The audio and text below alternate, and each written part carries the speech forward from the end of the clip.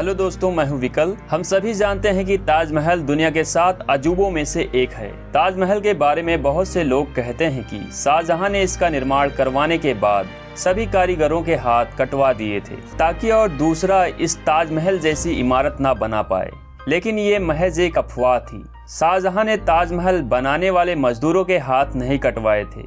इतिहासकारों के मुताबिक शाहजहां ने मजदूरों से वादा लिया था कि ये रखो तुम जिंदगी भर की पगार, और आज के बाद तुम सभी कभी किसी के लिए काम नहीं करोगे। क्या आप जानते हैं कि इस ताजमहल के बनने के बाद शाहजहां काला ताजमहल भी बनवाना चाहते थे, और वो भी इन्हीं कारीगरों से और इसी सफ़ेद ताजमहल के आगे। तो आप खुद ही सोच सकते हैं कि आखिर जब शाहजहां को काला ताजमहल बनवाना ही था तो वह ताजमहल बनाने वाले कारीगरों के हाथ कैसे कटवा सकते थे। तथ्यों के अनुसार काले ताजमहल का जिक्र सबसे पहले यूरोपीय यात्री के लेख में मिलता है, जो साल 1665 में भारत के आगरा शहर में आया था। काले ताजमहल से जुड़ी कहानियों के अनुसार औरंगजेब शाहजहां के 4 बेटों में से सबसे छोटा बेटा था, जिसकी सत्ता की लालच ने उसे परिवार के ही विरुद्ध खड़ा कर दिया था। औरंगजेब ने सत्ता के लिए अपने पिता शाहजहां तक को भी कैद कर लिया था और कई सालों तक उन्हें जेल में रखा था। लेकिन 22 जनवरी सन 1666 को शाहजहां की मृत्यु हो गई। औरंगजेब को इस्लाम के अनुसार पूरी रस्मों के साथ उनके शव को कब्र में दफनाना था। सब तैयारी चल ही रही थी, तभी औरंगजेब को शाहजहां की मृत्यु से संबंधित वसीयत पढ़कर सुनाई गई,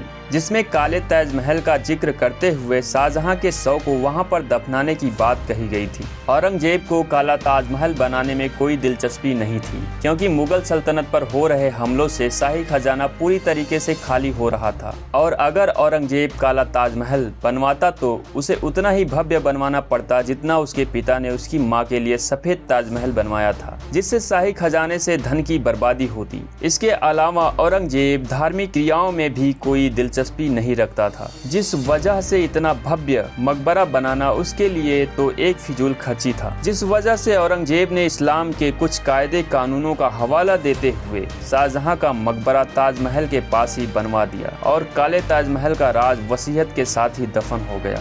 दोस्तों, क्या आप जानते हैं कि आखिर ताजमहल का निर्माण कैसे हुआ था? तो आपको बता दें कि 42 एकड़ में फैला इस अद्भुत ताजमहल को बनाने के लिए करीब 20,000 से अधिक मजदूर लगाए गए थे, और 22 वर्षों में ताजमहल बनकर पूरा हुआ। इस दौरान 1000 हाथियों से भी काम लिया गया, जो संगमरमर के पत्थरों को एक जगह से दूसरी जगह ले जाने का काम करते थे। इसके निर्माण में 28 प्रकार के पत्थरों का प्रयोग किया गया था। इन पत्थरों का ही कमाल है कि ताजमहल सुबह गुलाबी, दिन में सफेद, और पूर्णिमा की रात को क्या गजब का सुनहरा नजर आता है। आप जानकर हैरान हो जाएंगे कि ताजमहल की इमारत एक लकड़ी पर बनाई गई है। इस लकड़ी को नमी की जरूरत होती है। जैसे जैसे इसे नमी मिलती है, ये और मजबूत होती जाती है। यही कारण है कि ताजमहल का निर्माण यमुना नदी के किनारे किया गया था, जिस वजह से ये अजूबा इमारत आने वाले कई सालों तक यूं ही सलामत रहेगा। ताजमहल के निर्माण के समय बादशाह शाहजहां ने इसके शिखर पर सोने का कलश लगवाया था। इसकी लंबाई 30 फुट 6 इंच थी। कलश में 40,000 तोला सोना लगा था। इतिहासकार राजकिशोर राजे बताते हैं कि ताजमहल के कलश को 3 बार बदला गया।